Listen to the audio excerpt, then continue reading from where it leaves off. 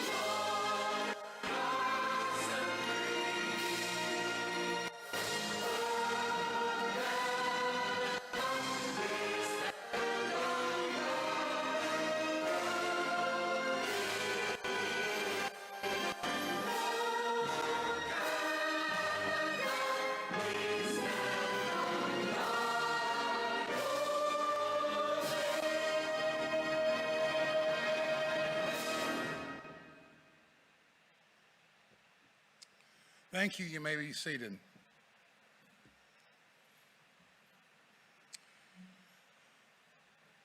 We are happy to be in Canada for the second year in a row, and we will be returning to the U.S. for the next few years. But it's really important that we spread this project throughout the entire world. And Radio Amateurs of Canada has joined with us to sponsor this camp, along with the local club, the Halifax Amateur Radio Club, and they are here with us this evening. And so Jason Tremblay, the community officer from Radio Amateurs of Canada, will give you a formal welcome from RAC.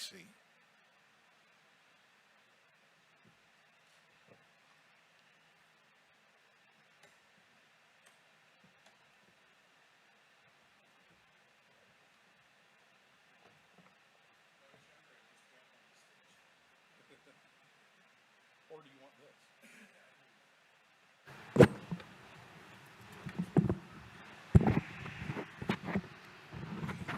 Is this working all right?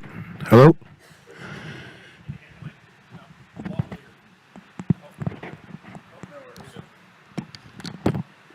Test 1, 2. That's great. First of all, I'd like to say thank you to everybody for coming. And Neil, thank you to you and your staff again for another year here in Canada. Neil and I had a chance to talk last night, and he was telling me the stresses of doing the first camp. And then I came along last year, and I gave him the stresses of actually having to do a camp that he was used to doing, but doing it on foreign soil. And he agreed. And then I convinced him to come back a second time. So far, hey, what can I say? 2 for 2, right? Yeah. We are really happy to be here and have each and every one of you from all these different countries show up and enjoy Canada, enjoy the camp, and I hope that this week will be a great learning experience for all of you. So on behalf of Radio Amateurs of Canada and the Canadian amateur community, thank you all and enjoy this week.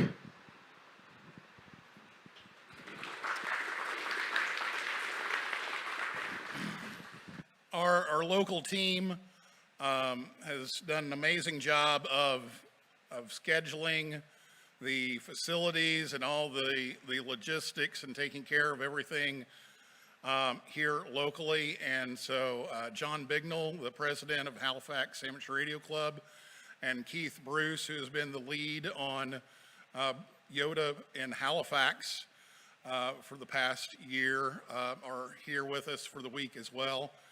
Gentlemen, would you like to say a few words here before we get started?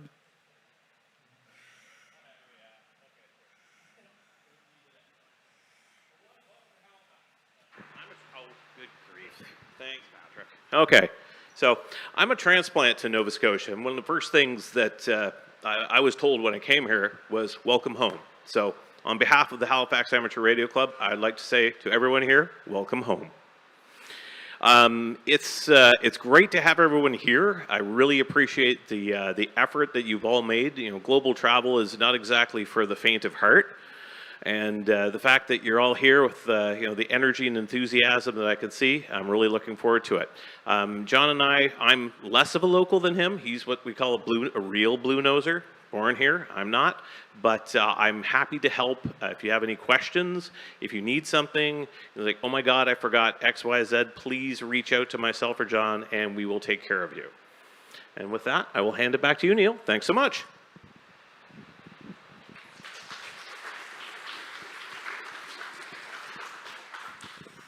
If you did not get the Wi-Fi information, we will have it up here on the screen for a few moments here, but also it will be scrolling through up here.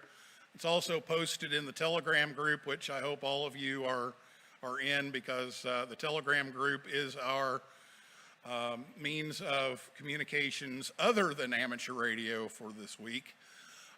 So please, if you're not in that, please make sure that you're in that so you don't miss some important announcements as we go throughout the week. Some of those are automated.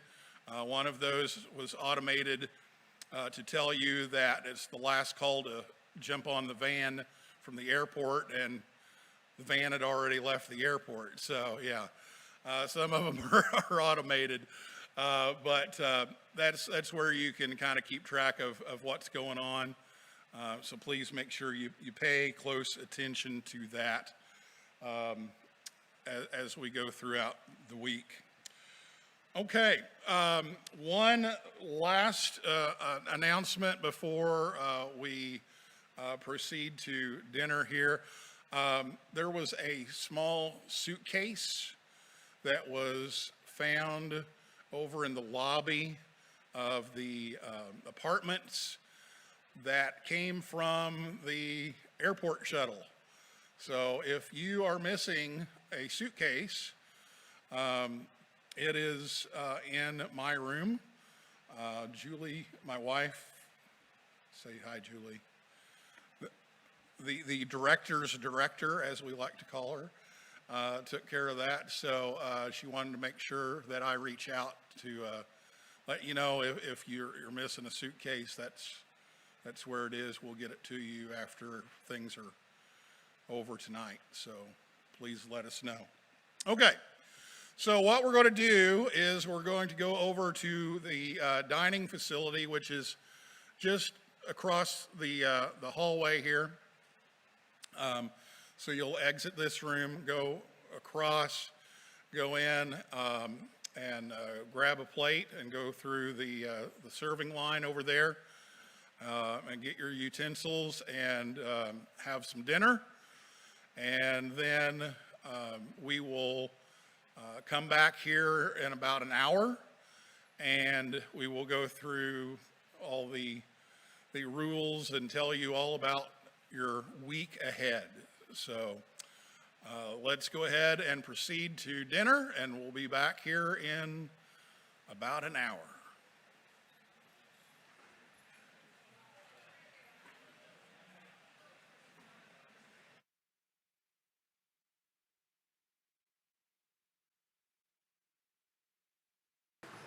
Oh, well, you came to the right place if you love bad chemistry jokes.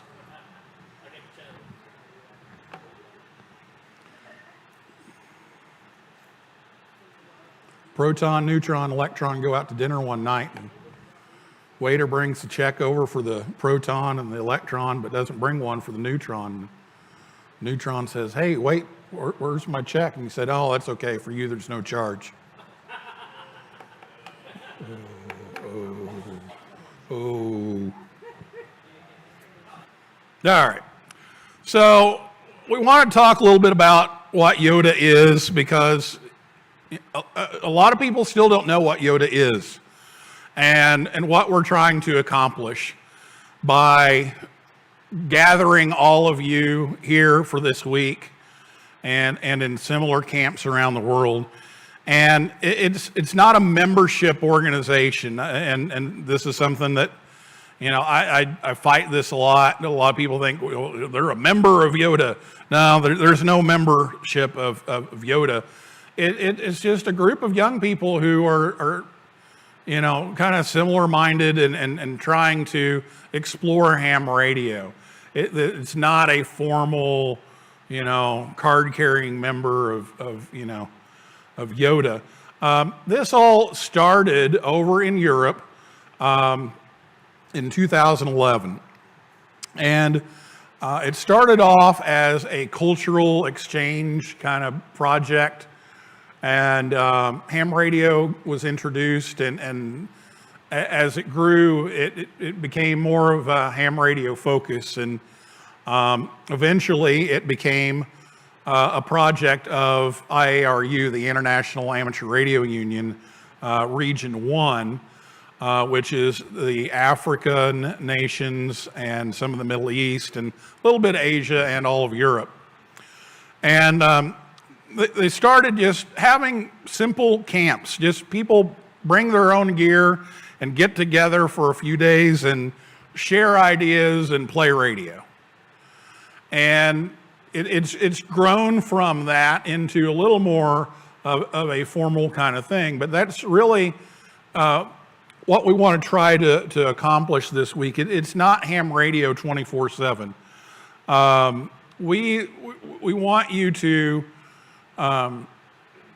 socialize. We want you to build a deeper community within your age range for you to exchange ideas and you to explore things together. And so if, I know that I really want to get my CW speed, I'm going to call Katie and I'm going to say, Katie, how did you get your CW speed so high? How did you do that? I want to do an ARIS contact. So Hope, I'm going to, you've done one of these before. How can I do that? And get these exchanges going to where you all can mentor each other. And that's really what we're about. So not only is this a ham radio event, but this is a social event so that you can get to know each other. We call our program Youth on the Air. In Region 1, it's Youngsters on the Air. It's the same thing. It's just a cultural difference. Youngster has a very different connotation in Europe than it does in North America. In IRU Region 1, a lot of people associate the word youth with troubled youth. And so it's kind of a downer. Where here, somebody says youngster, it makes them sound like they're 284 years old. And so it's a cultural difference. And so that's why the name Youth on the Air exists here instead of Youngsters on the Air. That was one of the recommendations that was made by the two people who went to Austria in 2016 and observed everything and copied basically everything that they did and brought it back and tried to get it started. Sam Rose, KC2LRC, is over here. He was one of those people. Sterling Mann, N0SSC, who is watching online. Hi, Sterling. Is the other one. And they went over and learned all about this and brought it back. And then after a while, I decided to get involved and ended up in this job. It's a real shift in amateur radio. We old people have really kind of got set in our ways of, we're going to bring in young people and we're going to teach them how to do this and we're going to teach them how to do that and we're going to do everything for you. And even when I was teaching high school chemistry, I was, I wanted to spin the knob and find somebody, and I wanted to make the contact first and then pass the mic off and have them say hello or something, and that was it. And I was denying those students the opportunity to spin the knob, to figure out how it works, to just figure it out and just be there to support them and answer their questions. And so that was something that took me a while to learn. And that's exactly what we're doing here is, us staff members, we're here to make sure everybody's safe. We're here to make sure that you have a week of meals and a room and the gear to do what you need to do, and we get out of the way. And that's a very different paradigm than what's currently out there. And so it's very different. The ARRL, which is the member society in the United States, did a survey here a year ago, and they asked, what are some of the things that help you stay active in amateur radio. And it was, the camaraderie, the mentors, the people who, were around. And so we know that that's a very important aspect of amateur radio. And so that's why we do this. So, we set some goals, and we set a goal of 50% or more of the sessions are led by younger hams, meaning in their 30s and under. And we far exceeded that every year, as we have again this year. We want to build a stronger community. We want to build some leadership to take on the planning and operation of the camps, and every year we step that up. We have more and more of the operations taken over by you all. We want to provide some opportunities that maybe you can't afford to do in your school club, or maybe you can't afford to do at home, or don't have people to do those with. We want to promote other youth programs, and we're going to have some opportunities here in the next 24 hours to share some of those youth programs that you all are also involved in. And then to start replicating the camp so that we have some sub-regional camps like the one that's being planned for Canada for next year. Part of this week being in Halifax is to train people on how to do this so that we can have a sub-regional camp here and start making this more local rather than, the expense of bringing everyone together globally. Not that we're going to quit that, but that we're going to add that and make this a little more, effective for the masses. So we're not a recruitment program. Again, it's a very different paradigm. As ham radio operators, stereotypically, we love to recruit young people, but we don't always do anything after they're licensed. And so this is a retention program. This is a community building program that we want to give you all the opportunities to do what you want to do. And that's why we're here. And so we have a website, youthontheair.org. Jack is our webmaster right over here. So if you have any suggestions or comments about stuff on the website, let him know, and he can blame it all on me because I did it until he started doing that, and Peter. But we really try to keep that updated with the latest of everything youth ham radio oriented. So please check that out, as well as our social media outlets. Jack is working with the PR group, as well as Katie.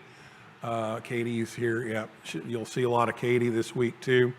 And Abby Kimmy, who is supposed to be here, but she is at a glider school. She's learning how to fly, and this glider opportunity came up at the last minute, so she's there, but she's still working on PR while we're here. So thank you to them for keeping that stuff up. And Chris Bro does a lot of our social media stuff, and the list goes on and on. So as far as Yota specific activities, I hope that you've had a chance to participate in December Yota month. If you haven't already, you're going to hear more about that on Friday. But it's a special event throughout the month of December where you get special event call signs, make as many contacts as you can, and there's an award program for that. We'll hear more about that from Case on Friday. Of course, the summer camps, which you're here, so you've got that one. And then the Yota contest. It's a 3-round contest. So you get 3 opportunities, and there is the second round not too long after camp ends. So we hope that many of you, if not all of you, will participate in the Yota contest on July 20th. Coming up in 2025, again, Canada is working on plans to have the first sub-regional camp in the Americas. I'm working on Yota Camp Junior, USA, which we are planning on in Cincinnati, Ohio at the Voice of America Museum, where this camp started. I know Region 1 calls it Kids on the Air. We're going to call it Yota Camp Junior, but it's the same idea. We're going to offer that for those that are younger than this age group.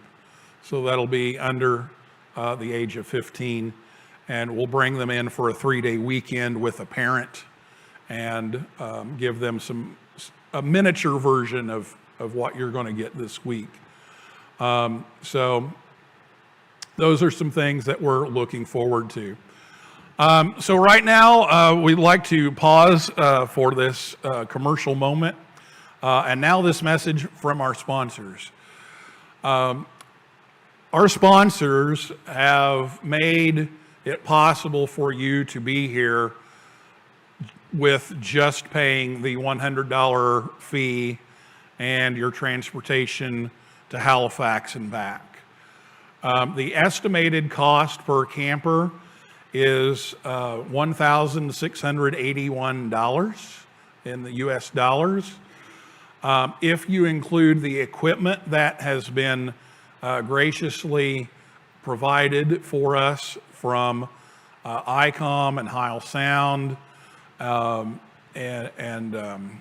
DX Engineering and Extronic and all these places, it's $2,776 for each one of you to be here. And your cost was $100. And that's a bargain. So we want to make sure that we thank our sponsors, so we will do that here momentarily. But we do have a new sponsor this year that people haven't been aware of. I didn't really notice this, but in Cincinnati, there's a baseball stadium called Great American Ballpark. And at Great American Ballpark, a company decided that they were going to put an advertisement for Yota on display. So let me show you that.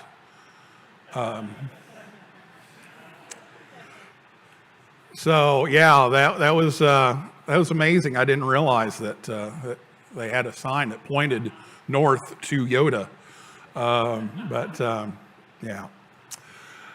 No, seriously, we want to thank our sponsors, ARDC, and ICOM, and WWROF, and DX Engineering for providing money, equipment, all kinds of things. And these are the big time sponsors. Titanium sponsors are $10,000 or more. So these are the people who provided a big chunk of that expense that we were just talking about. We also want to thank the YASME Foundation and IARU Region 2 for supporting us. A lot of that support is for DX travel. So if you're in Region 2, but you don't live in Canada or the US, your trip here is going to be way more expensive. And so they want to encourage participation from those places. And so the primary goal of these two is to provide that. YASME is also, in addition to that, helping fund expenses as well. Heil Ham Radio, which we'll talk about more here in a little bit, and Extronic have donated a lot of the nice equipment you all were admiring over here in the shack. And Frankfurt Radio Club made a nice donation this year. So thanks to them, and also thanks to the Radio Club of America Youth Activities. and also Bengali Keys, which we'll talk about here in just a little bit. Also, many of you who are watching out there in YouTube land, hi, have donated. We even had temporarily offline the coffee and ham radios. They did a little miniature telethon for us, and a lot of donations have come in memory of Silent Keys and everything else. And so we thank you for making this all work. We have a lot of help. We have a huge team of people that have chipped in this or that to make all of this work. So we want to thank the Mount St. Vincent University, Radio Amateurs of Canada, Youngsters on the Air, ARIS, the McElroy family, especially Jack and Tom, for the ballooning support. AMSAT, 4-State QRP Group, Joe Eisenberg, K0NEB, David Kripe, NM0S, Bill Brown, WBADLK, and Tower Electronics for their assistance. And maybe this is training, maybe this is supplies, maybe this is providing opportunities for contacts, but thank you. Your help does not go unnoticed. This is the team that plans all of this stuff. So everything that happens here at camp is decided by the camp planning working group. And those people are listed here. And we want to thank them because they do this year in, year out. And we really want to thank them for all their support and work. Our adult camp staff, these people have taken off time from their families and their jobs to be here this week, and we can't thank them enough for making this all work. We have some other youth staff kind of working behind the scenes. Blake and Case work on Yota month a lot, and Case and Liam do a lot of our log management and QSLing, so thanks to them.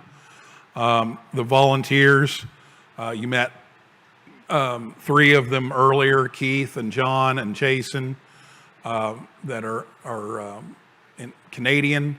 Also Phil McBride, the president of RAC, has been very influential in making this all happen. Alan Griffin, who does a lot of the media and magazine editing for RAC as well. Also with us is the host lead in training, Mark. Where's Mark? There's Mark. Mark is the host lead for 2025 Denver, Colorado, is where the next camp will be. You will hear more about that at the end of the week. And also James is running around here with his iPhone, helping us out with some video. We had some very unexpected volunteers in the last week. Many of you do not know the whole story because we didn't want people to panic. But we had a very serious supply issue. And every year something happens that we don't expect, we don't anticipate. We plan for everything, and no matter how much we plan, something always goes wrong. And this time it was getting all of our gear through customs to get here. And we started working on this in March. We finally got things shipped out 2 weeks before camp so that we had some spare time. And we got here Thursday. My wife and I got here on Thursday night. And Friday afternoon, we still didn't have all the decorations, most of the gear, all the build stuff, all the kits, all that stuff. was sitting in a warehouse in Springfield, Massachusetts, waiting to be shipped, but didn't have customs clearance. And I lived on my phone for the last 2 weeks. Julie drove up here so that I could basically be on my phone during business hours, constantly checking emails, trying to get desperately all this stuff up here. And it didn't work.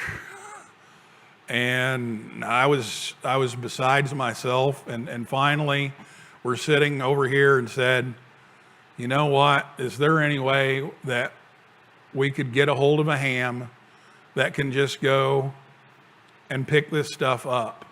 And I made a couple of phone calls. And within 15 minutes, Marvin Turner, W0MET, gives me a call and says, I live in Springfield now, and I will be there in about 20 minutes. And I will pick this stuff up, and I will drive it towards you so you don't have to go all the way back down here to get it. He picked it up in his pickup truck, which you see here. And 2 minutes later, the dock closed for the weekend, which means we wouldn't have anything until probably tomorrow if we were lucky. And Marvin went way out of his way to make sure that we had our gear. And so he picked it up, he covered it up with tarps. The next morning, he started driving. Julie started driving. Colleen went with her, and they met in Bangor, Maine, and made the transfer and then brought it back through customs, and no problem whatsoever. So thank you to Marvin for doing that. He's the host of the Ham Radio Guy and the president of Winter Field Day. He was on my podcast back when I was doing one. And so, Marvin, we know you're watching, and thank you so much for making that happen.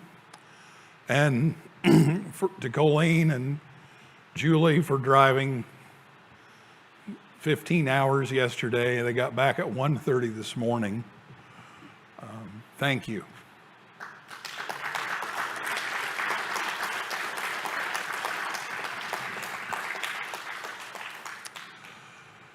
Okay. We're changing a little bit of how we do things. We've grouped people together of similar age for quite a while, but we're going to try something a little new, and that is each team, which the teams are organized by color here, so the color on your name tag in the corners and the tablecloth that your table is at here. There's a team leader at each of the tables that has been to Yota camp before. And so we would like for you to help the new campers and get them familiar with how things work and try to answer questions as best you can. So again, that's more of that peer contact. And so the red team here, Daniel, stand up. Daniel Alvarez, VE3 FCT, came to camp last year, and he's going to be the team lead of the red team. So if those of you who have the red on your name tag, make sure you get to know Daniel. Hope Lee is going to lead the orange team. So Hope, stand up, wave. That's Hope.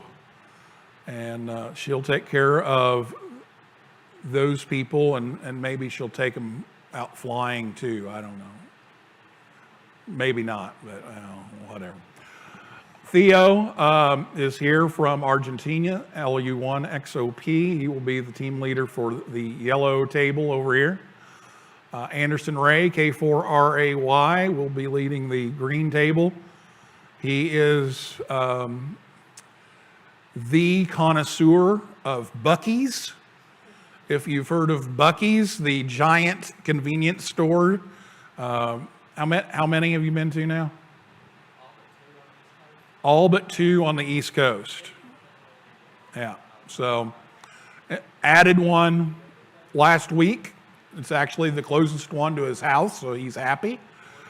So, yeah, 45 minutes. He's got it timed already. So you can ask Anderson about Buc-ee's if you don't know what that is. And Caleb Smith is back with us again, KC0P, and he will be the blue team lead. So team leaders, I gave you a sheet that basically we're just going to check in with you to make sure everybody's okay. So there's a check-in in the morning and there's a check-in in the afternoon. And so rather than try to take attendance and figure out who's missing and, okay, look around, see who's not here, what we're going to do is we're going to have these 5 people look for their group and figure out who's missing, and then we'll just check in with each group, and then we're done. And then you can go about doing whatever you're going to do. So we'll just do those check-ins just to make sure everybody's okay and, you know, didn't get lost or something. So we will do that.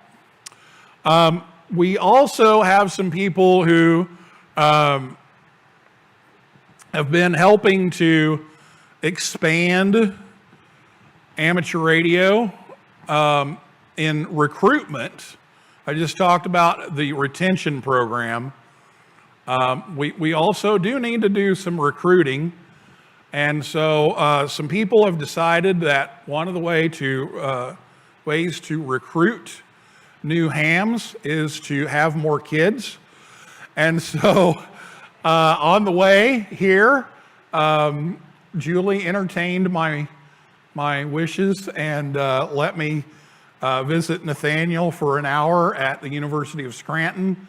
He was asked to come and talk about antenna theory, and he's like, well, we're supposed to have a baby about a week after camp. And so I don't think I can do it this year, but you know, we'll come. And Danielle came early.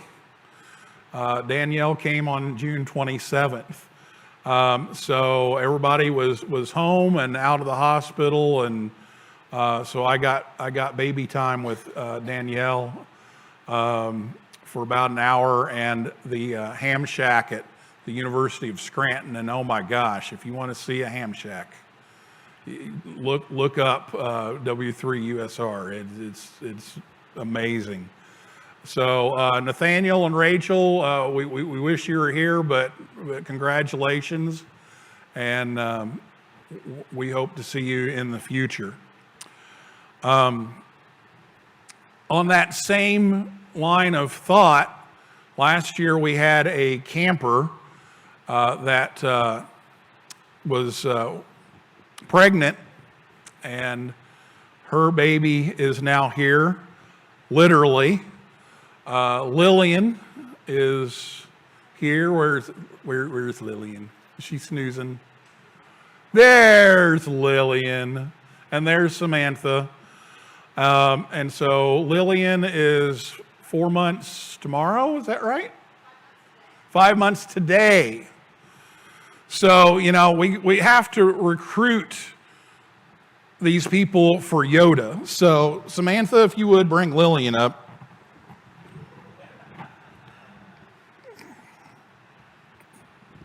I didn't know if I could pull this off or not, but I did. So we have an official Yota t-shirt for Lillian.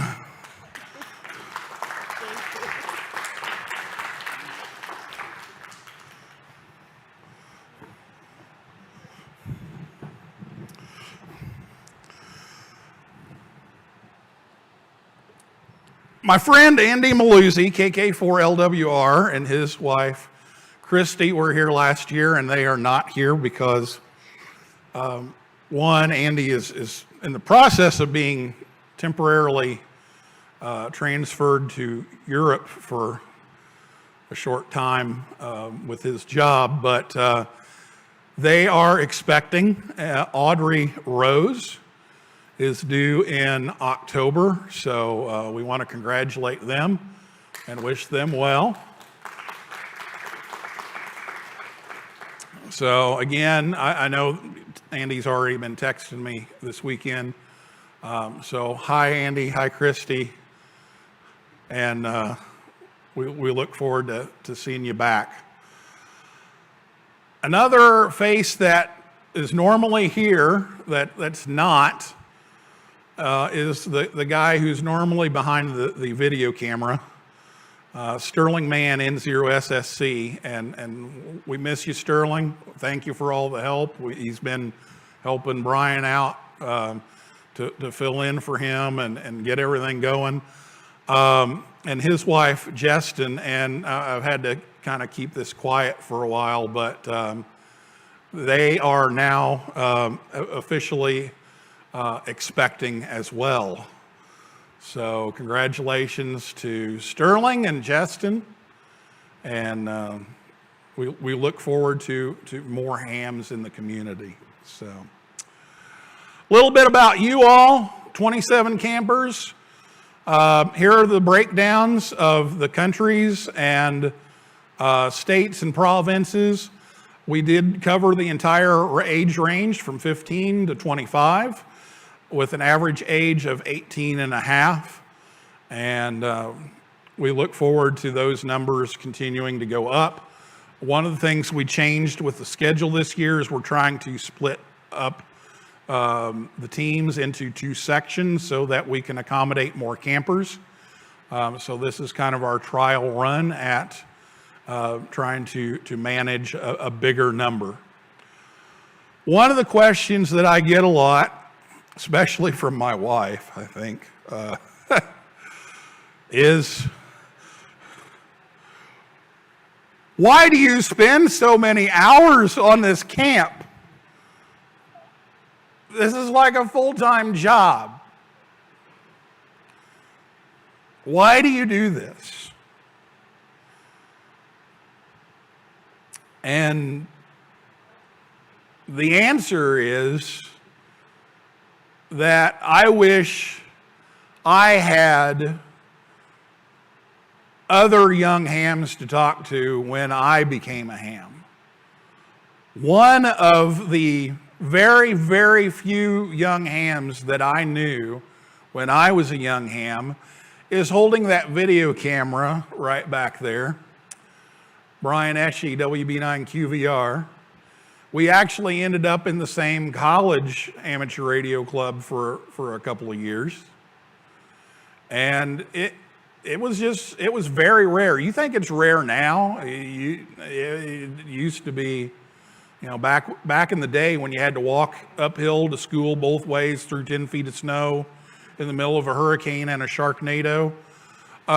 It was tough to find somebody else and you know that you could talk to that was close to your own age. And there were some challenges for me as a young amateur radio operator because I was 5 years old. I was at the time the world's youngest amateur radio operator. That record has been beat. It's now 4 years old, if you don't count King Hussein's son, who was given one at birth, which was totally illegal because the CW requirement was still in effect. But there's only been a handful of people younger than I was when I got my license. I barely remember life without ham radio. And that's something that, you know, has carried with me for 4 years. And I want to share it. And I know that I would have done anything to have a group like this and have a camp to come like this. And you wouldn't believe how many adults that we go out and try to sell, you know, the idea of the camp and recruit people to come to camp. And you wouldn't believe how many adults want to come to this camp. They're like, that's where I want to go. I want to go do all this stuff. And so we want to make sure that you get that experience. And so that's why I put my time and my effort into making this happen is for you all. And so that's my story. And I can tell you plenty of other stories, but one of the things that I remember growing up was, people making fun of me because of my voice on a repeater. I would be on a CW contact and I would send age 5, and they're like, age 55? No, age 5. And they would just disappear, and you wouldn't finish the contact because they're like, there's no way. There's no way a 5-year-old can learn CW. There's no way a 5-year-old can operate a radio. Truth be told, the day I got my license in the mail, my dad had been called in to work and wasn't home. I was at home with Mom, who had no ham radio experience whatsoever. And I went over and turned on the radio and made my first contact without any help. Mom was scared to death that I was going to blow up the house. But it worked. And the rest is history. So that's my story. All right. Well, that's a little bit about Yota and what we're doing here. Jason, do you have any other words of wisdom for our people here?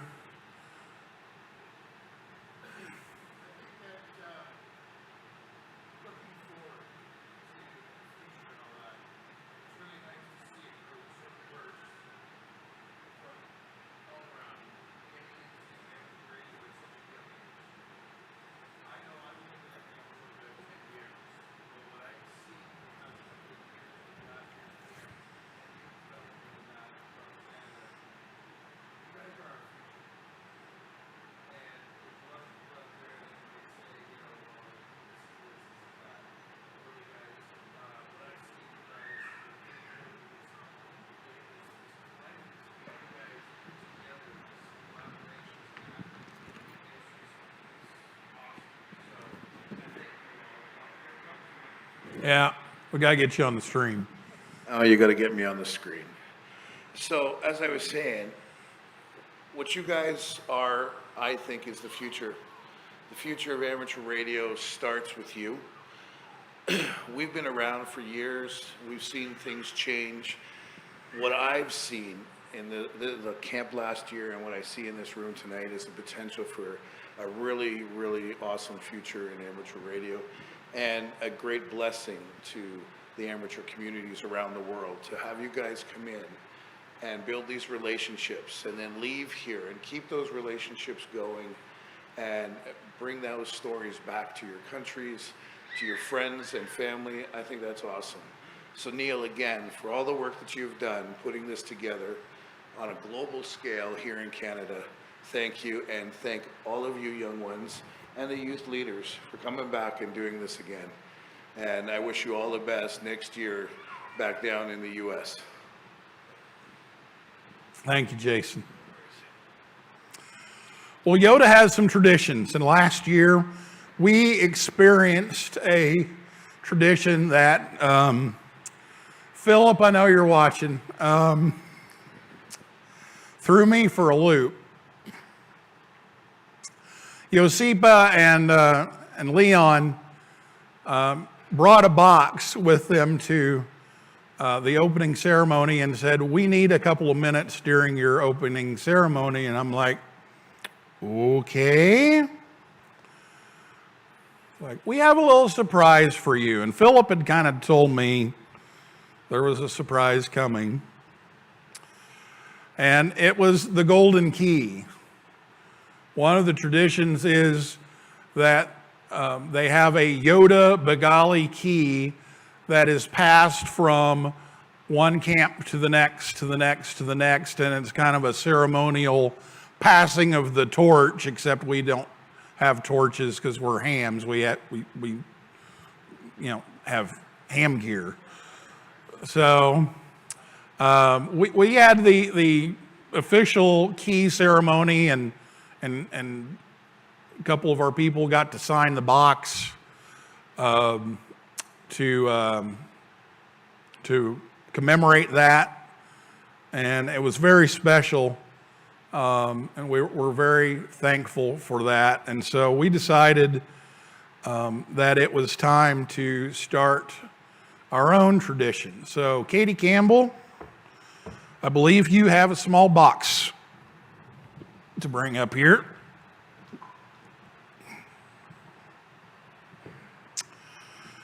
So we talked to Bengali Keys and said, hey, we want to order a key.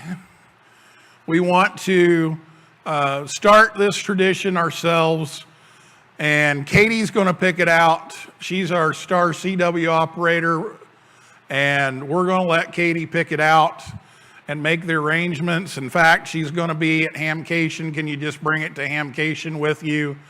And Katie will pick it up. And so we did that, and I emailed Bruna, and we got it all figured out. And so I said, okay, Bruna, how do you want me to pay for that? Do you want PayPal? Do you want a money transfer? What? Give you money at Hamcation? What do you want to do? And the response was, we've decided to donate that key to Yota. So this is the official Yota Americas Bengali key that will be over here in the shack for everyone to use. And we will sign the box for 2024. And then we will pass this on to the next camp, which will be Yota 2025 in Denver, Colorado. So here it is, the first Yota Bengali key for the Americas. So thank you to Bruna for making all that work. We appreciate it.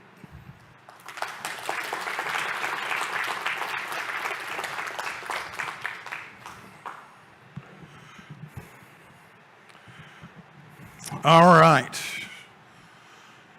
Well, we have some rules and stuff to go over, but I can't keep you all sitting and not doing anything for that long a time. So we're going to take about a 5-minute break here. If you need to use the restroom, use the restroom. Also, on the back table, I want you to notice a couple of things. One is a copy of the schedule. So if you don't have your schedule book and you need to know what's going on, the schedule will be there every day. But also, there are some extra things from past Yota camps that we need to clean out. And so there's some hats, a shirt, some patches. You are welcome to take those if you like. But hold on, first, Oren. The backpack, yes, is not one of those. So let's take about a 5-10 minute break, and then we'll come back. Thank you.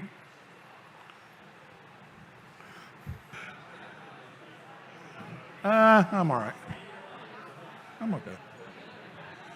All right, if we could, let's get everybody back together again, and we'll knock the rest of this out and get to the fun and games here.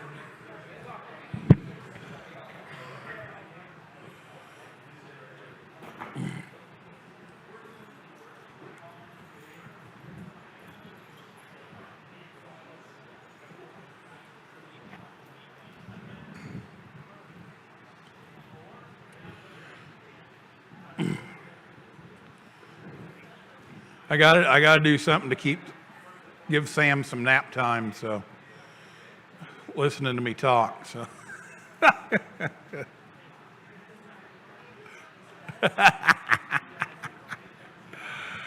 All right. Well, I don't want to bombard you with rules, but like I said, the adults are here to make sure everybody's safe.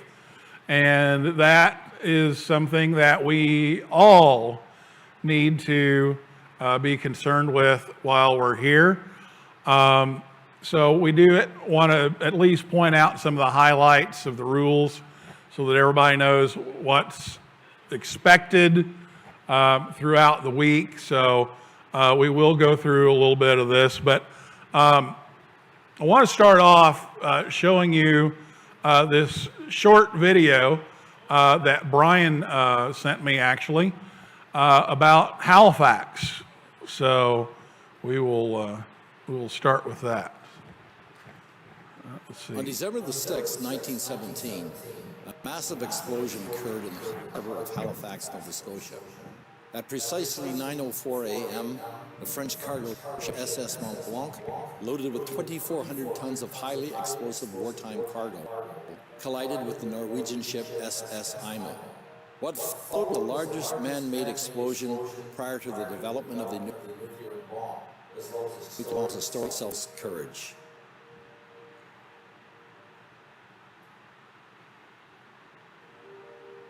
Within 20 minutes of the collision, the resulting fire ignited explosives on the Mont Blanc, resulting in a disaster causing horrific damage, injury, and loss of life. And approximately 2,000 people were killed instantly due to collapsed structures, falling debris, and fires. Another 9,000 or so injured, and within a half-mile radius, nearly every structure in the path of the explosion was destroyed. A tsunami wave resulting from the blast came ashore and wiped out a settlement of the Mi'kmaq, an indigenous tribe. And many people at the time mistakenly thought the explosion was the result of a German U-boat attack. As is often the case in disaster scenarios, individuals stand out who display heroic acts of courage and selflessness, and who don't shrink back from the challenges set before them. Such was the case that December morning in Halifax when Vince Coleman, a railway dispatcher working less than a mile from the explosion, learned what the Mont Blanc was carrying. Observing the burning ship just prior to the explosion, both he and his co-worker decided to run from what they knew would be a life-threatening situation. However, remembering that an incoming passenger train carrying upwards of 300 people was only minutes from the rail yard, Coleman turned back and sent an urgent Morse code message, causing the train to stop, saving the lives of the passengers. The Maritime Atlantic Museum reported this chilling version of his message. Hold up the train, ammunition ship afire, in harbor, making for Pier 6, and will explode. Guess this will be my last message. Goodbye. Minutes later, Coleman perished in a catastrophic blast. What is courage? It has been said courage is not the absence of fear, as Coleman no doubt had, but rather the judgment that something else is more important than fear. Now, the average individual will not likely end up in dramatic circumstances requiring such a courageous response as Mr. Coleman's. But this does not mean that courage is not a requirement at times in daily life.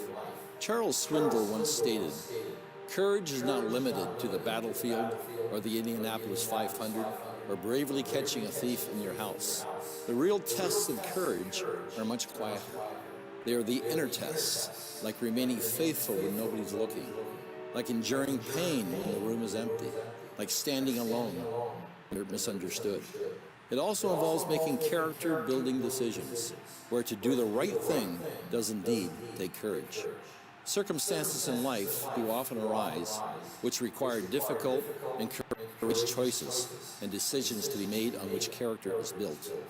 As Winston Churchill said, courage is rightly esteemed the first of human qualities because it is the quality which guarantees all others. Oftentimes we cannot change the cards we are dealt, just how we play the hand. So how do you play the bad cards that maybe have been dealt to you? How do you find ways to be courageous in the face of great adversity and calamity? With some, life challenges lift them up instead of knocking them down. They become unshaken, courageous, and determined to do what is right and not always what is convenient. Sometimes, in fact, having courage requires hard labor. In the year 1648, poet Robert Herrick wrote, "If little labor, little are gains." In other words, no pain, no gain. The people who have learned to look at challenges as valuable teaching moments tend to be the wisest and strongest. They don't shrink from challenge, but rise to the occasion with courage. Coleman was killed in the massive explosion that fateful day, but the heroism, courage, and selflessness he displayed in the face of imminent danger may well have been responsible for the safety of many lives, as all incoming trains to Halifax came to a screeching halt. Coleman didn't live on to experience life, to view the positive results stemming from his sacrifice, but his example of courage is something that will live on and from which we can all learn. The next time you are faced with a particularly difficult and trying challenge which requires great courage, ask yourself, what can I do and what can I learn from the hand dealt to me? I'm Winston Goss for Tomorrow's World Viewpoint.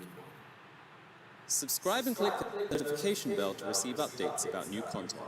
Visit tomorrowsworld.org for more articles, telecasts, and booklets.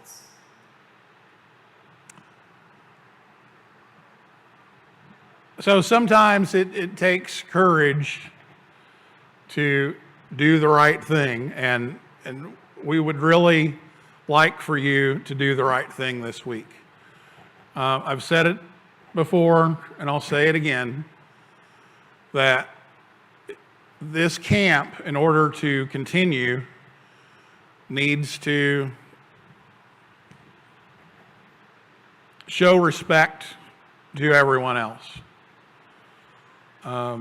If we get in a situation where we're not respecting each other, this camp may not go on. And so to keep this journey going for a very long time, which is what we hope, we need to do the right thing. And so there are some things that we need to point out specifically that are concerns. And so we have this code of conduct that you have all signed and agreed to. And I'm not going to read it all to you because you all can read. But remember to respect the rights and property of others, okay? Don't be disrespectful. Don't damage other people's stuff. Don't take inappropriate or post inappropriate pictures of others or yourself. Don't embarrass us. Don't embarrass each other. You know, post about the things that you're enjoying. Post about positive things. And let's not get into the inappropriate stuff and stay within the bounds of decency. Be concerned for the safety of campers and staff. If you're under 18, there are a few different rules. We have changed our policy a little bit with an exception for those who are over the age of 18. We were kind of doing this, but it wasn't in writing. And so we wanted to clarify this year. And so we put it in writing that you need to not be alone. And we want to encourage everyone to never be alone. Always be with someone. But for those who are under the age of 18, that is a requirement that we're on the buddy system. So you should never wander off somewhere by yourself. If you're 18 or over, we still encourage that, but it's not a requirement. Use your best judgment. You should not ever be isolated one-on-one with any staff member. There should always be other people present, just for safety. Okay, so that exception again is if you've graduated from high school and 18 years of age or older, then, that's at your discretion. But otherwise, try to hang out. And really, we want that social community anyway. But, if you have to wander off for 2 minutes, okay, wander off for 2 minutes, okay? But if you're under 18, make sure somebody's with you at all times, okay? We want to make sure that this is fun, so, be on time, ready to participate. Don't be on your phone constantly. If you are ill, make sure you let somebody know, your team member or something. Be a positive team member for your group. Lights out, I know, is sometimes hard. There's a lot of things to do, and there's a lot of friends that you make and everything, but we really do need to kind of cut things off at 11 o'clock and make sure that things are quiet so people can get some sleep so we can have some more fun the next day. And if you are leaving, please let me know. If you're under 18, you need to check in and check out with me. If you're over 18, just kind of let somebody know where you are so that we know what's going on. So that, if we're looking for you, we can find you or message you or whatever. These items are not allowed: alcohol, knives, firearms, fireworks, illegal drugs, matches, and tobacco, with the exception of designated areas only for adults on the campus. That's for everyone. So please respect that. Gambling, drugs, those kinds of things. We really want you to make some smart decisions. Be courageous and do the right thing. Okay? Girls are on the first floor, so shouldn't have any guys on the first floor. You're not allowed in each other's rooms. Boys are on 2 and 4. So again, same thing, okay?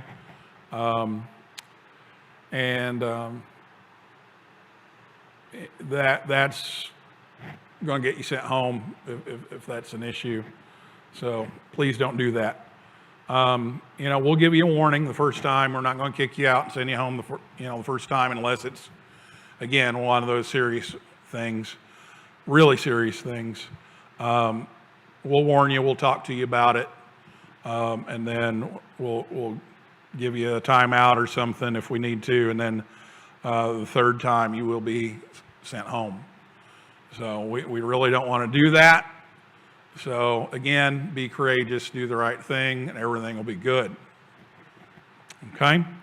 Messaging, the camp group is on Telegram. So again, all communications need to be on Telegram and not privately unless that has already been established long before camp.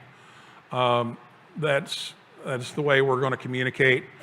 We also have a Discord channel, so we will introduce you to that at the end of the week, because I know a lot of you use Discord and want to have a channel on Discord instead of Telegram, so we have that option as well. So please make sure you keep an eye on that, because we do send out updates on, hey, this had to change, or here's where you need to be in 15 minutes. It's time to get on the bus. Those kinds of things, make sure you're checking Telegram. Some shack rules. Please take some time to operate this week. We have a goal that every single one of you campers make at least one HF contact before the week is out.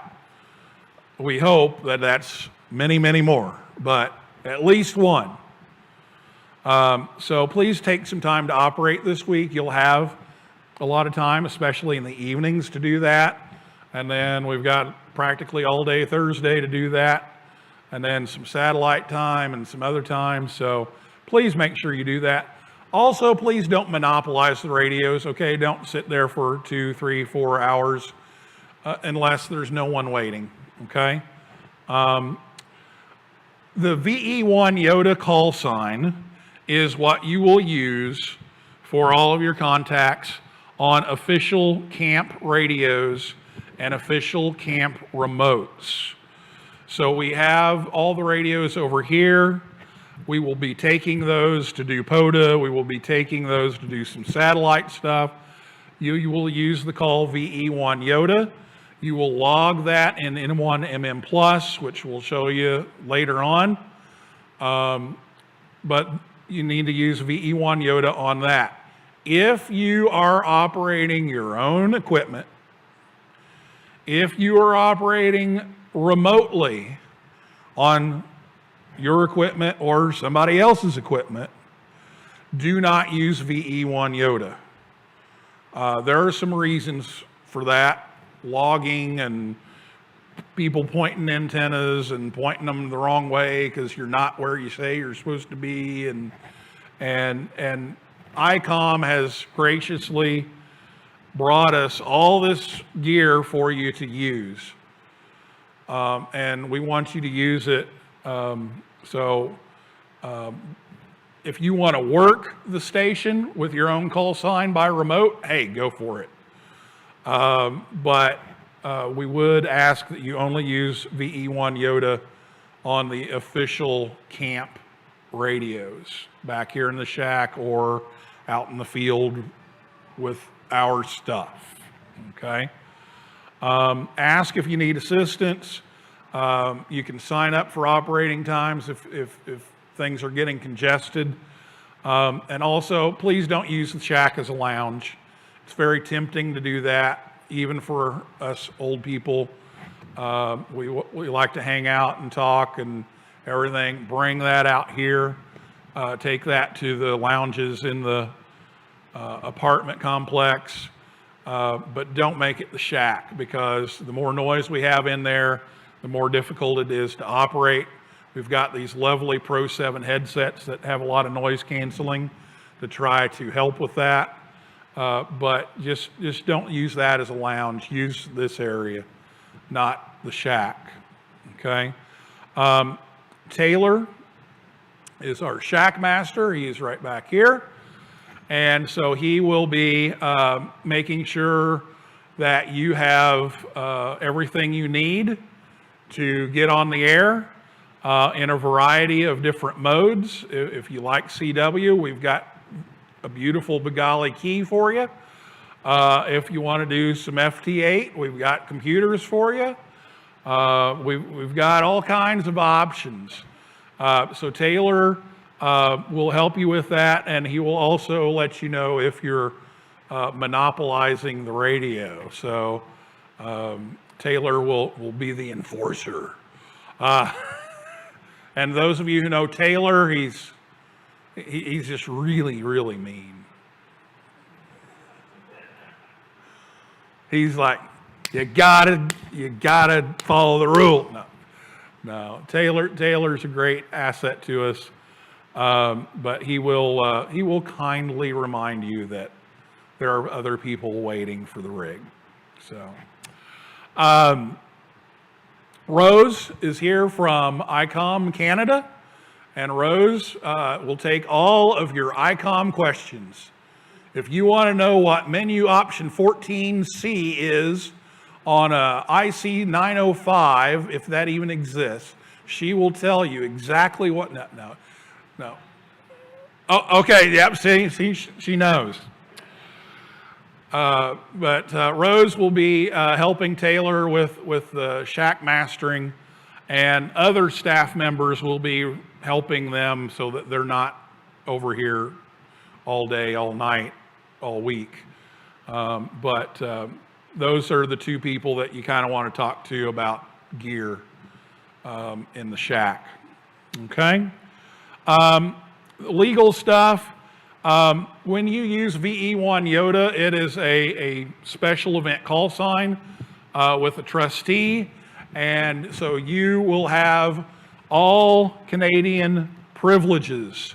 So please make sure that you pay attention to that band chart that is in each one of your bags that you got.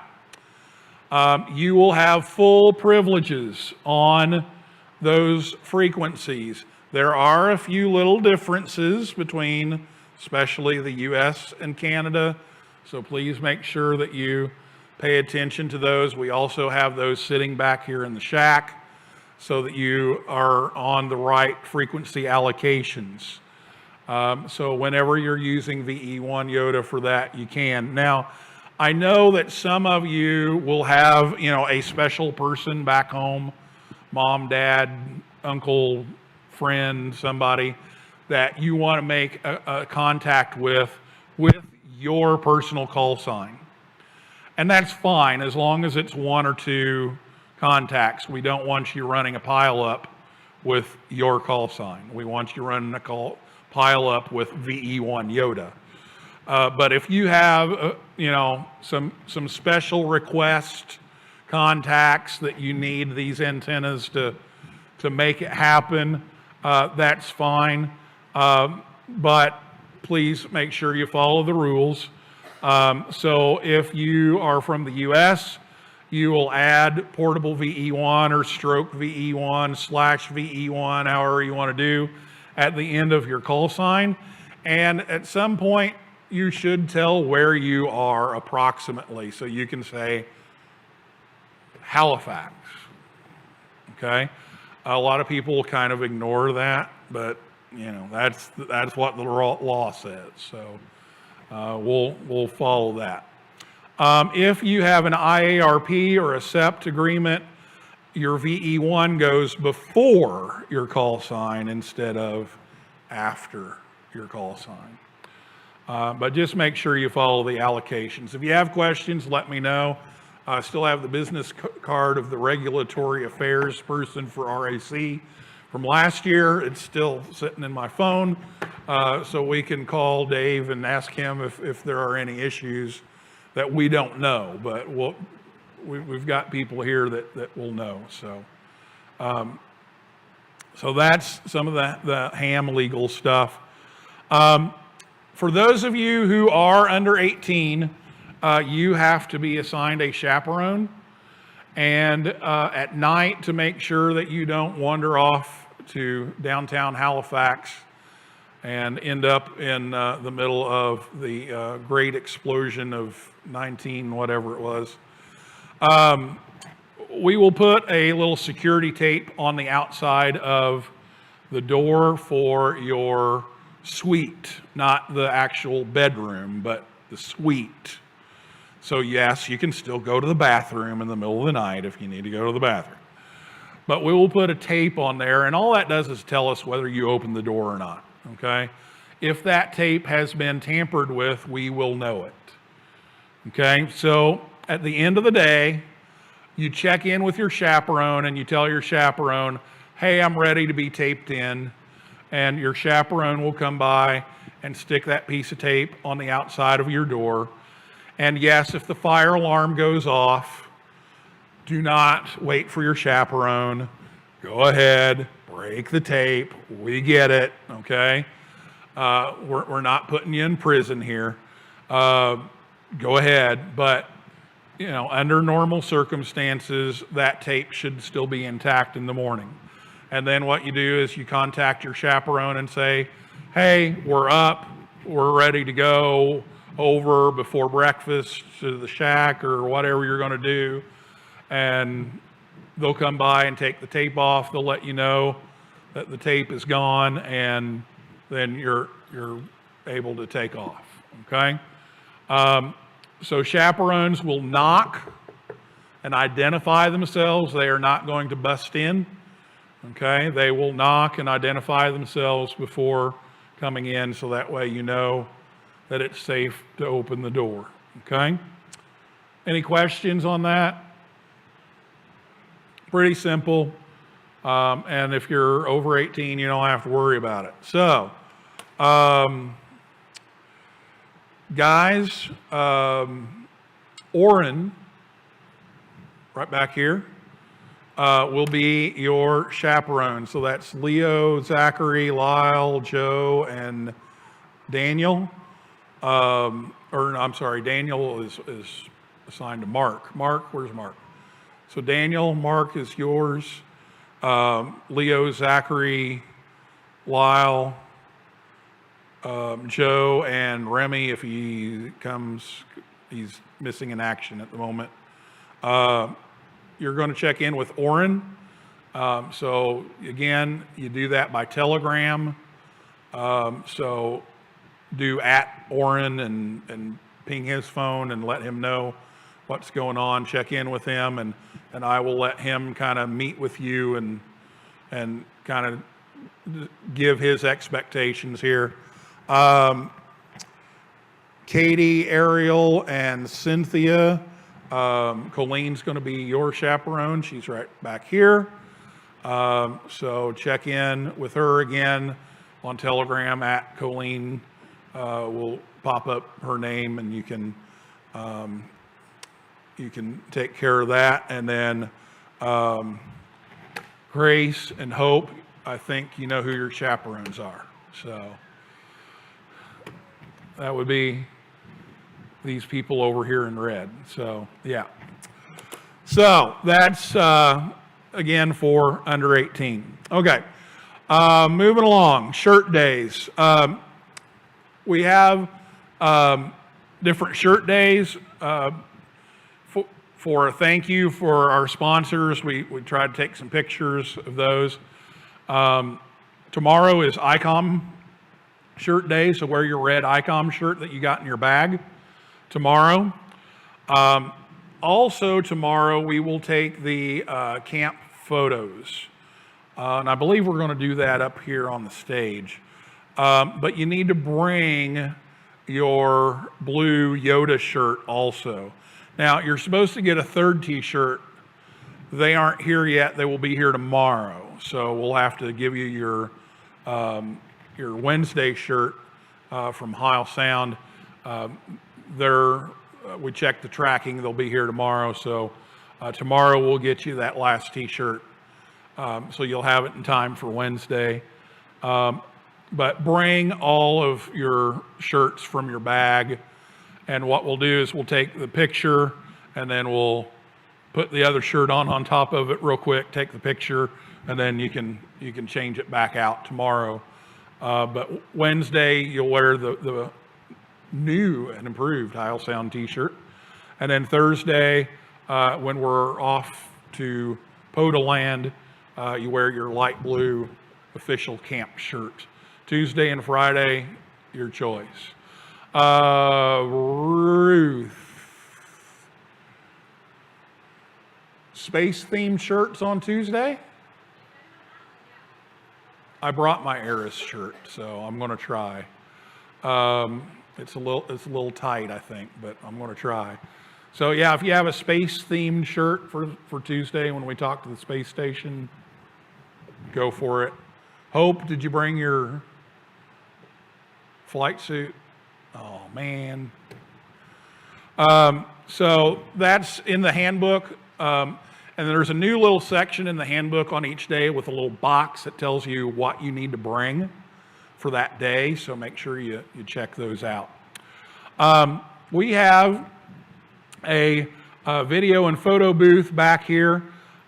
We would encourage you to get on the red carpet and take some pictures with your friends and post those online with the hashtag YotaR2 and share those with us. There's a QR code here, and that is for our Google photo album, and we would like for you to share your camp photos with us. So bit.ly, Yota Photo 24, or scan the QR code there, and that will get you to the official camp Google photo album to share your photos. So please do that. But the backdrop is here with the red carpet, so if you'd like to do that. We had a little mishap with our other photo booth, Yotar, that you stick your little head in. apparently got stuck to the lid of one of the pallets, and so it's back in Springfield, Massachusetts. So we won't have Yotar here, but we do have the backdrop. So make use of that. Okay. Every day we'll kind of give you a sneak peek of what's going to happen tomorrow. So at 8 o'clock you should be awake, and breakfast will be between 8 and 9. So make sure you are done with breakfast by 9 o'clock, and that will be over here where we just had dinner. And then at 9 o'clock, be in this room, and we will do the check-in, and I'll pick up there in just a minute. Keith.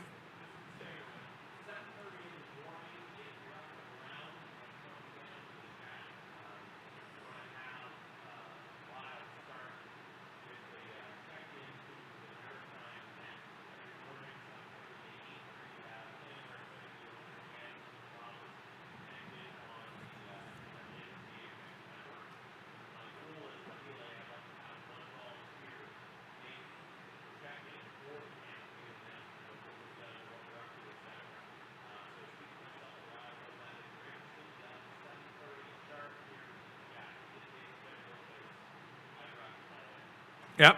Okay. So 7:30 is the Maritime Net, and we're going to have somebody make sure to check in. But if you want to check in with your gear, I'm sure that's good too. Becca. Okay. Becca.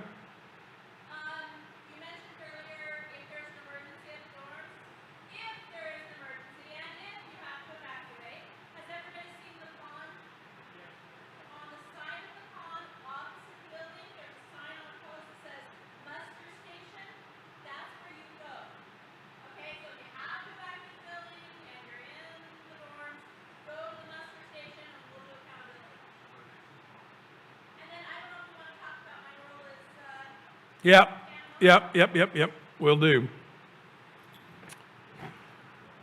Okay, so we'll do the team check-in again. Just check in with your team leader. I'll check with the team leaders, and then we'll get started. We'll do the group photos, and then the first session, you have a choice. We have a logging session, and if you don't know what a log is, you need to go to this session. It's required. If you know what a log is, but you have no idea how to do it, you are required to go to this session. Well, last year, one of the things we found out was that some people had never logged contacts before. And so we're going to start off with a logging session that Joe and Jack have put together. So they're going to show you how to log and maybe even practice some logging. And then Caleb and Adrian are going to do a deal with software-defined radio, specifically GNU radio. And so they've got some activities for you to kind of experiment with digital sampling and some of those kinds of things. So it's your choice. You can go to either or, unless you don't know how to log. If you don't know how to log, you need to find out. We are not letting you go home without knowing how to log. So you need to go to the logging one. But if you know how to log, you're welcome to go. They're going to talk about N1MM Plus a little bit, and show at the end they're going to show you some of the more advanced things you can do. So you might still learn something by going to the logging session. But if the SDR one interests you more, then go to the SDR one. Okay, so that's your choice.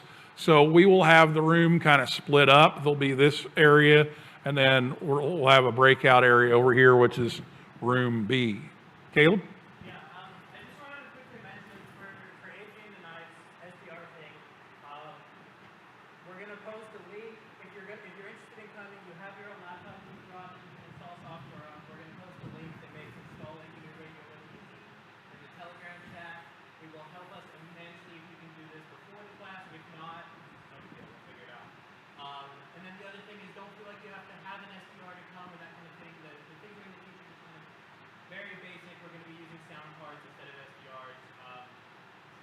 Hope to see somebody that. Now, this is something that a lot of people have asked for and a lot of people are interested in. I think it'll be a really good session with Adrian and Caleb. So get a chance to do that. And yes, bring your computer if you can. Okay. And then after that, you will get your ID 52 that will be loaned to you for the entire week. So we will do that, and then Rose is going to show you how to do D-Star and do some D-Star demos with you. Your D-Star registrations have been completed, but you have to acknowledge it with the email. So please check your email tonight and look for the D-Star registration email if you registered for the first time for D-Star, and make sure you click the link in there to acknowledge that. Daniel?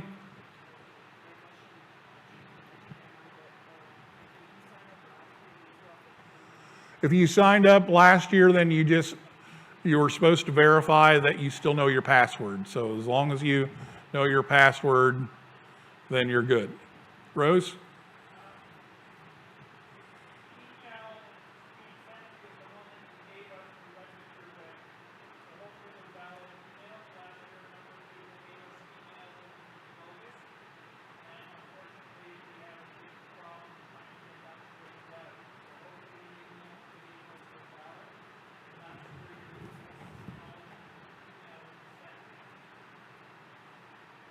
Okay. So yeah, make sure you're checking your email and you've got a real email registered. Okay. Then we'll do lunch, and then again we'll do the team check-in again, and then oh, I didn't edit this. We are not doing the International Space Station contact tomorrow.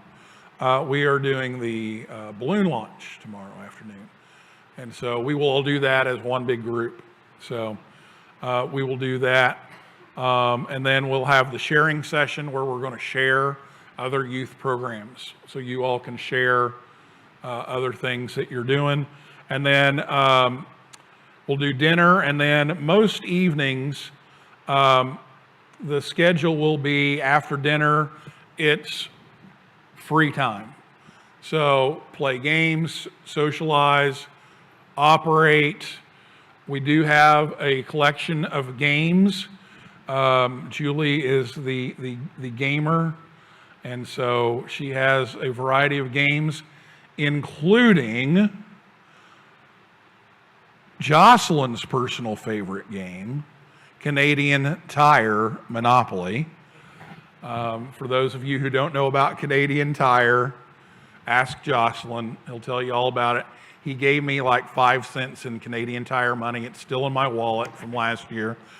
So yes, Canadian Tire, where you go to buy, Jocelyn, yeah, you have your prop. It's sitting there on the table, isn't it? No, on your table. Is it not? Yes, Canadian Tire, where you go to buy hockey sticks. So, and party supplies. Yes. So, if you haven't heard about Canadian Tire, ask Jocelyn. If you haven't heard about Princess Auto, ask Keith and John. Anyway, we have Mastermind, we have just cards, Uno, all kinds of stuff. So if you want to play some games, those are over in the apartment complex. But at 7 o'clock each evening, I'm going to lead a session called Train the Trainer. And each night will be a different theme. Tomorrow's theme will be how to put together a Yota camp. So I know a lot of the adults are going to be interested in this one. But if you want to help or think you want to bring Yota to your town, come. And I'm going to show you some of what we've done and have some handouts for you so you don't have to reinvent the wheel. And so you can kind of see how to go about doing that. So that's tomorrow's Train the Trainer. We'll close the shack at 10:30, or when everybody's gone, but not later. 10:30, we're cutting that off. And then quiet hours begin at 11:30, lights need to be out. We will have the 7610 on remote, so we have a laptop that we will have back in the apartment complex. What? Okay, yeah, we'll get it all straightened out. We'll have that available so you can remote from the apartment complex at night as well. So that's unless we're out touring Halifax or something, that's kind of the evening plan, okay? Tuesday night, we're gonna go do some touring, but the other nights, that's kind of the plan, is that open-ended time in the evenings with a train the trainer at 7, so. Okay, so that's what's coming up. Okay, a couple of things here. There is a cut through. I don't know if you found it yet, but if you go up one floor of this building to the 4th floor, you can take the walkway across and you're already on the right level. So wanted to point that out. We are not allowed to have our own provide snacks and drinks in this room unless it's part of the catering. And we have that in the afternoons, 2 days, and 1 day it's in the morning. But if you want water for your room, if you want some snacks for your room, or soda, or you want to stock up on some things to bring with you, the director's director will have that available outside of 207 from 7:45 to 8:15 a.m. and from 8:30 to 9 p.m. So we'll have some water and soda and snacks outside of 207. So come to Westwood 207 and pick up whatever you need. Okay? Ruth.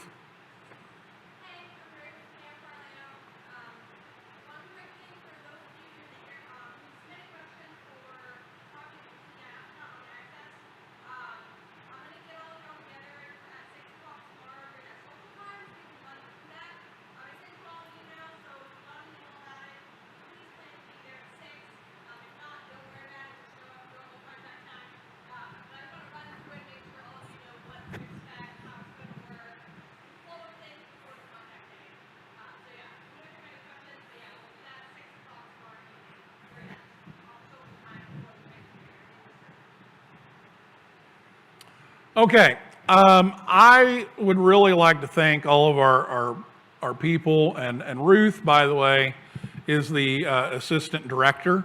So she is taken over a lot of the work that I used to do, although Julie wouldn't know that from the hours that I put in, but yeah.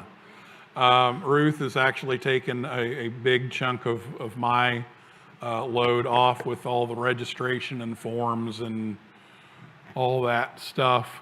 And so she will be acting as director part of the time this week. And so she's also heading up the ARIS contact. So we'll get through that. And she'll also be the other person in charge here. What I did, so that I don't miss anybody and I don't put Sam to sleep any longer than I can help, is we put a list in here this year of everybody and what their job is. So on page 52 of your book and page 53, it tells you who's doing what. So thank you to all of these people. And I wish I had time to go through and tell all kinds of embarrassing stories about all of them, but I don't have time to do that. You can ask Ruth about the time that we went to Quebec looking for aurora in the middle of the night, and yeah, other things. If you need assistance pointing something out, talk to Jocelyn. Jocelyn is our professional pointer. We have an entire photo album of Jocelyn pointing at things, literally. So here it is. What? Yes, we have to point out the official pointer. So yeah, there we go. Yeah, and he's already claimed my hockey stick pointer. So, all right. So that is there. So again, thanks to all of you. Okay. So before we have our little icebreaker activity, we've got a couple more announcements apparently. And then we also have a survey that we need you to fill out quickly. It's just a short thing where you kind of rate yourself. This is so that we have some data to work with as far as noticing how well the camp is working. And so we will need you to fill that out. But there's a few more announcements that I had forgotten about, and one of them is our official camp mom, Rebecca, and she has all your medical forms, and if you need some medication, I forgot to talk to sunscreen. Okay, she has the sunscreen, so yes, you guys can talk. But if you need sunscreen, if you need Band-Aids, ibuprofen, Camp Mom is here to help you. If somebody comes up to you and tries to rough you up, Camp Dad is Orrin, and Orrin will pull the colonel card and bust them up for you. So our thanks to our official Camp Mom and Camp Dad back there. Any other announcements? Yes, Keith. Hey everyone. I'd like to introduce somebody who's hiding in the back Oh, right yes. now. Yes. Come on out, Patrick. You can't hide all day. Yes. This Well, is you a probably great could, story. but I'm not going to let it happen. Great story. Yes. Okay, everyone, I'd like to introduce you to Mr. Patrick Leonard, or Patrick. He is our sound guy. Patrick the sound guy. Remember that. Pat the sound guy. Papa Sierra Golf. So on Friday, when I was driving in here to get the setup going, I called into the Maritime Net from my truck like I normally would and said, hey everyone, it's Keith, but today I'm Victor Echo 1 Yankee Oscar Tango Alpha. That still doesn't roll off my tongue, but I'm sure by Friday it will. And announced that, Yota's happening, that we're going to be, having people check in on the net. And I said I was on my way to Mount St. Vincent and, have a great weekend, everyone. I walk in here and there's a smiley face guy sitting right there saying, hey, I heard you on the radio. It's like, am I being stalked? Uh-oh. At any rate, after a very energetic conversation, I learned that Pat is a shortwave listener. He has been studying for his exam, but he said, yeah, I really haven't been able to schedule one. It's like, oh, we can do that. We can do that. So on Wednesday at 6:30 p.m., I invite you all to, from a distance, watch him write his exam, and we can all celebrate, because he's been doing the practice exams. He says he's getting over 80 on all of them. So we checked. Victor Alpha 1, Pat the sound guy, Papa Sierra Golf is available. So with any luck, we can have his first honorary use of a radio legally. Pretty cool. So Having said that, I'd like very much, if he's poking around and looking at stuff, he's not stalking you. He is a true believer. So if you can provide some insight, show him what you're doing, share your experiences, he is going to gobble it all up. Okay? Thanks, man. Okay, lastly, the other round of thanks that's obviously needed is for this guy. So back in November, I was asked by our president, John Bignell, who's looking for someone for Yota, and I've worked with a lot of Jota activities as a former Scouts Canada leader. I thought, yeah, that could be fun. And then early in the new year, I met this jovial, super kind, polite, floating face on Zoom. Neil. And over the past couple of months, we learned to get to know him and all this stuff and realize what an incredible asset he is to the organization. I've known a lot of hardworking Scout leaders, but I've never seen someone who puts his heart and soul. But now the 5-year-old thing, I did not know that. So, he's definitely, born to this. Anyway, Neil, I just want to say, totally impressed, really have enjoyed working with you so far, and I thank you very much for making this happen and bringing it to my new hometown. Thank you. All right, thank you. I'm done now. Oh, thank you. It's been a pleasure working with you all, and you've done a great job. So, thank you. All right. Well, we do have some more fun stuff ahead, but as I said, we do need to kind of get a baseline of where you feel you are with ham radio. So here is a survey. We will give you 5 or 10 minutes. It's a quick survey. And there's a bit.ly here or the schedule, or it went out on Telegram. If my automated message worked and was on time, it did, yes. So you can click the link on Telegram. And if you would just take that survey and then again, maybe a quick break, and then we'll get our icebreaker, which is our last activity before you get to go play radio.